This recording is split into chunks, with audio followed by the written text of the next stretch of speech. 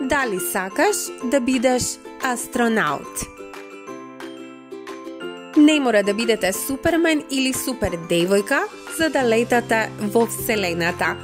Многу момци и девојки од многу различни земји стана астронаути.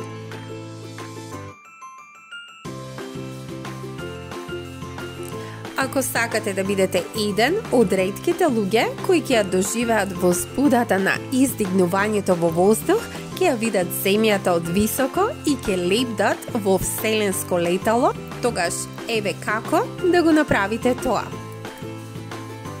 Прво мора навистина да сакате да станете астронаут, бидејќи потребни се многу години учење и работа пред да започнете со обуката.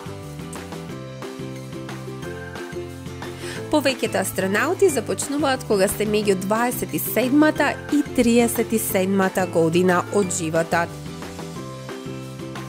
Треба да бидете доволно паметни за да одите на универзитет за да студирате инженерство, медицина или некоја друга наука.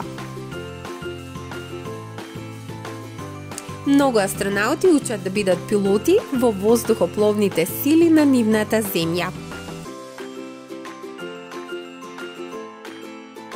Трето, астронаутите доаѓаат од многу различни земји во Европа и можат да споделуваат мисии со астронаути од САД, Русија и Јапонија.